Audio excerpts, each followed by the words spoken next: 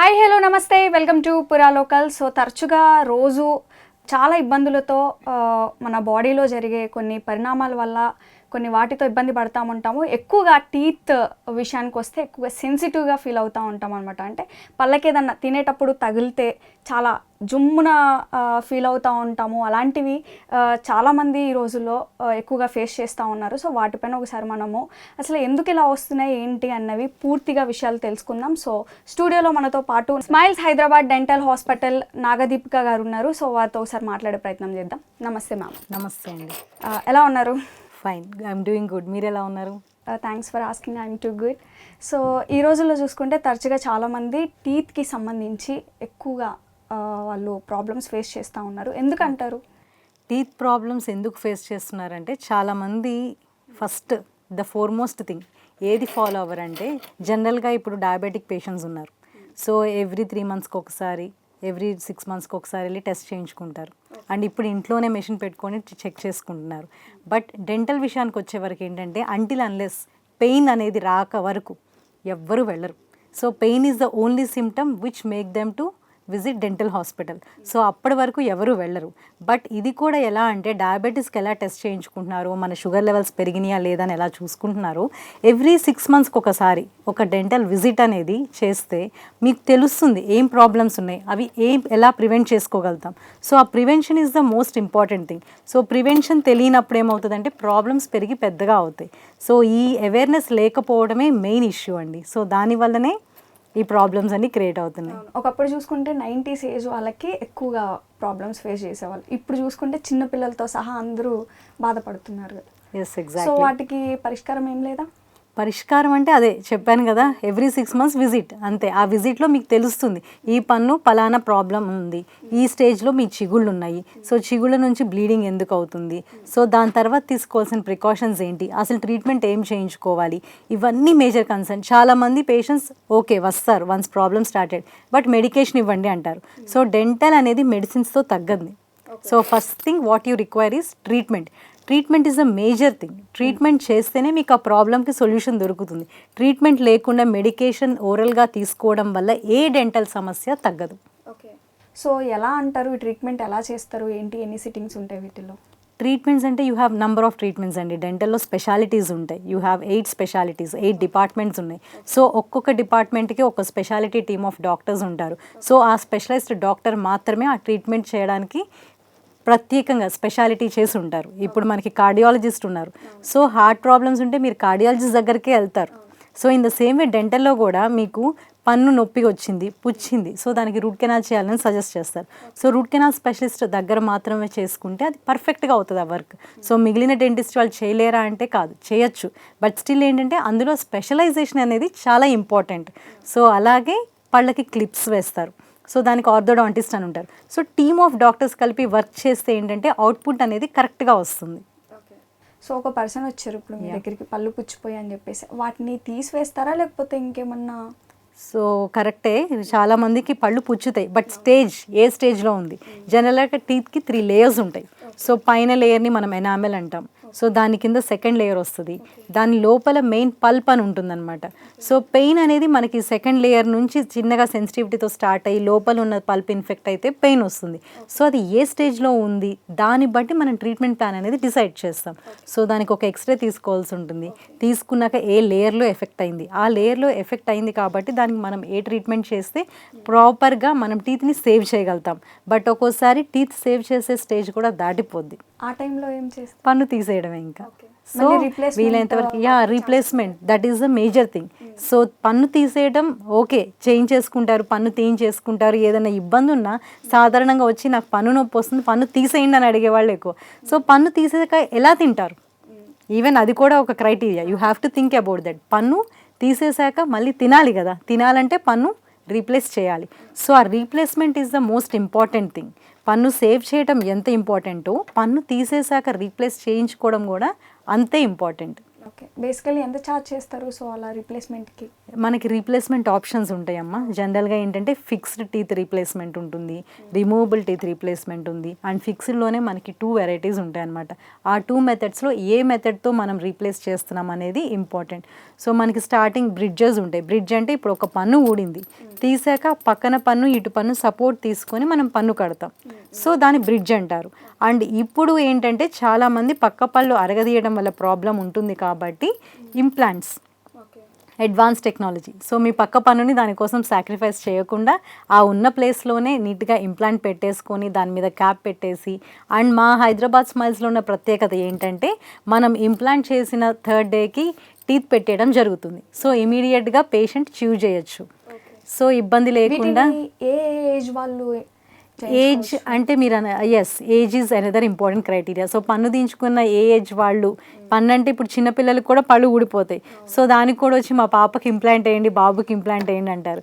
So generally 18 to 21 years వరకు మనం implant చేయడానికి పాసిబిలిటీ ఉండదు. ఆఫ్టర్ 20-21 ఇయర్స్కి మాత్రమే మనం ఇంప్లాంట్ చేయగలుగుతాం అనమాట. సో ఇన్ బిఫోర్ ఏంటంటే మనకి మిల్క్ టీత్ ఊడిపోవటం, దాని ప్లేస్లో పర్మనెంట్ టీత్ ఇరప్ట్ అవ్వటం, ఇదంతా ఒక ప్రాసెస్ జరుగుతుంది. So till the age of 13 to 14 మనకి మిల్క్ టీత్ అన్ని పోయి, ద డెసిడ్జియస్ టీత్ అంటారు వాటిని, పర్మనెంట్ టీత్ ఇరప్ట్ అవుతాయి. సో ఈ స్టేజ్ అంతా క్రాస్ అయిపోయాక మనకి ఎప్పుడైతే పర్మనెంట్ టీత్ ఎఫెక్ట్ అయ్యి స్టార్ట్ అవుతున్నాయో అప్పుడు ఆ పన్ను తీసేసాక దాన్ని రీప్లేస్ చేయాల్సి ఉంటుంది. సో 21 ఏజ్ తర్వాత ఎవరైనా కానీ ఇంప్లాంట్స్ చేయించుకోవచ్చు, దాంట్లో ఎటువంటి ఇబ్బంది ఉండదు. సో ఇది లైఫ్ లాంగ్ ఉంటుందంటారా implants? Ya, implant is lifelong if you are maintaining it properly. Again నేను చెప్పిన ఫస్ట్ టాపిక్ వాట్ ఎవర్ ఏది ఉందో ఏంటిది, ప్రతి 6 monthsకి ఒకసారి మ్యాండేటరీ విజిట్ అనేది పెట్టుకోవాలి. అంటే in spite of you have problem or you doesn't have, మీకు ప్రాబ్లం ఉన్నా లేకపోయినా 100% ఒకసారి చెక్ చేయించుకుంటే మీ ఇంప్లాంట్ చేయించుకున్నాక ఎలా ఉంది, కండిషన్ హెల్తీగా ఉందా, అక్కడ ఏదైనా ఇన్ఫెక్షన్ ఉందా, ఇన్ఫెక్షన్ ఉంటే దాన్ని క్లీన్ చేసే మెథడ్ ఏంటి, సో ఇవన్నీ తెలుస్తాయి అనమాట. అలా కాకుండా ఒకసారి ప్రొసీజర్ చేసి వదిలేయటం, నెగ్లెక్ట్ చేయటం కూడా పొరపాటే. So maintenance is very important. Maintenance ఫేజ్లో మనకి ఏంటంటే దాన్ని ఎలా మెయింటైన్ చేసుకోవాలి, ఫర్దర్గా దానికి ఎటువంటి ప్రాబ్లం లేకుండా చూసుకోవాలనేది చాలా ఇంపార్టెంట్. బేసికల్లీ ఇప్పుడు చూసుకుంటే చిన్నపిల్లలు చాక్లెట్స్ ఎక్కువ తింటారు, వాళ్ళ పళ్ళు కూడా ఈజీగా పుచ్చిపోతాయి. అవును. సో వాళ్ళకేమంటారు? వాళ్ళకి ఏంటంటే చిన్నపిల్లలకి నేను అన్నట్లు మీకు పర్మనెంట్ టీత్, మిల్క్ టీత్ అని చెప్పాను. చిన్నపిల్లల్లో ఉండేది milk teeth. So milk teeth ఏంటంటే మన పర్మనెంట్ టీత్ ఉన్నంత స్ట్రాంగ్ ఉండవు. So that is the reason అవి ఊడిపోయి మళ్ళీ మనకి పర్మనెంట్ టీత్ వస్తాయి. సో వాటిల్లో ఇందాక నేను చెప్పిన లేయర్స్ థిక్నెస్ కూడా చాలా తక్కువ ఉంటుంది. సో త్వరగా ఎఫెక్ట్ అయిపోతాయి బేబీ టీత్ అవి. సో త్వరగా ఎఫెక్ట్ అవ్వడం జరుగుతుంది. ఆ తర్వాత మళ్ళీ వెంటనే మనము అవి ఊడిపోయాక వాటి ప్లేస్లో పర్మనెంట్ టీత్ రావడం జరుగుతుంది. కాబట్టి ట్వైస్ బ్రషింగ్. పిల్లలకి టిల్ 8 years వరకు మోటార్ స్కిల్స్ కంప్లీట్ డెవలప్మెంట్ ఉండదు. సో పేరెంట్సే దగ్గరుండి బ్రష్ చేయించడం చాలా ఇంపార్టెంట్.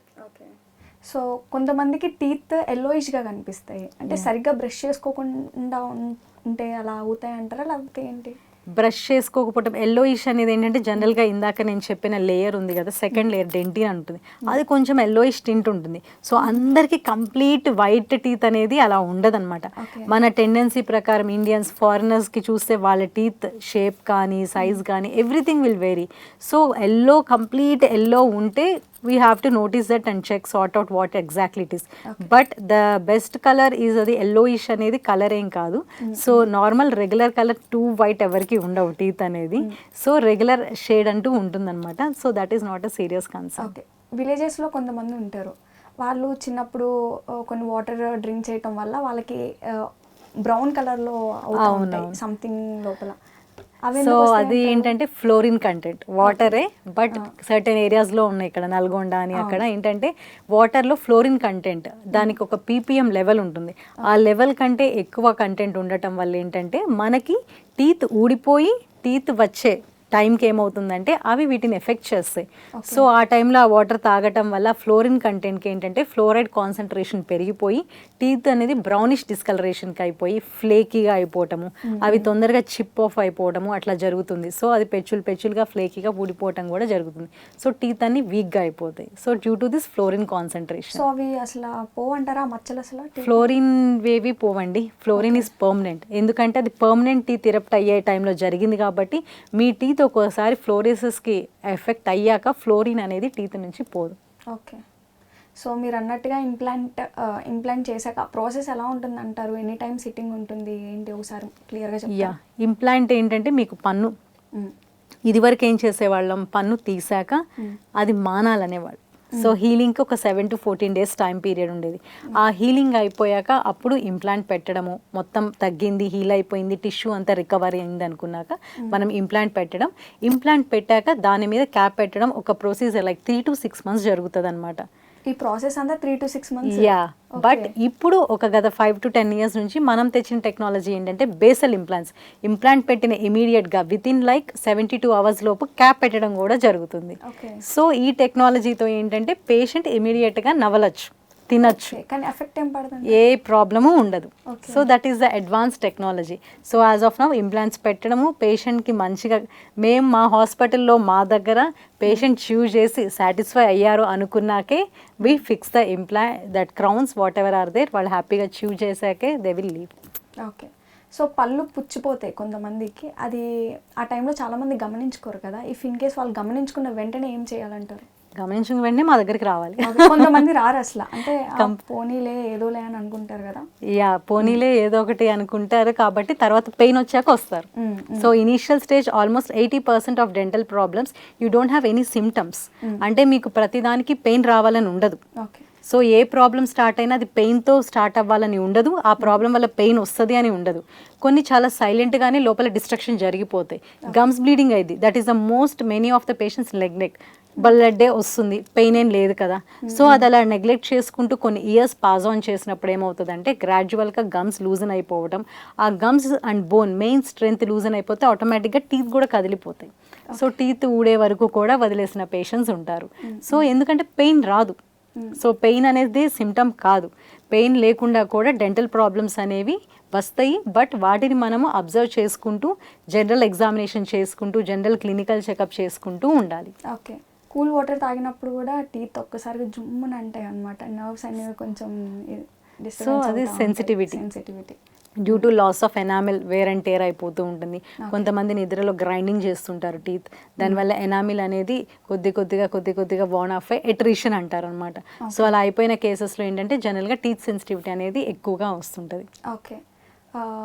టూత్ పేస్ట్లు కూడా కొన్ని డిఫరెంట్ టైప్స్ ఆఫ్ టూత్ పేస్ట్లు వాడటం వల్ల కూడా టీత్ పాడైపోతాయి అంటున్నారు, నిజమేనా? టూత్ పేస్ట్తో ఏమి టీత్ పాడవండి. సో టూత్ పేస్ట్ ఇంగ్రీడియంట్స్ అవి ఏవి ఉన్నాయో జనరల్గా బ్రషింగ్ టెక్నిక్ అనేది ఒక 2 to 5 minutes లోపే మనం కంప్లీట్ చేయాల్సి ఉంటుంది. సో పేస్ట్ వల్ల అదే ట్రీట్ చేస్తుందని కాదు, పేస్ట్ వల్ల మనకి ఏదైనా ఎఫెక్ట్ అవుతుంది అని కాదు. So it is completely to freshen up your breath అనమాట.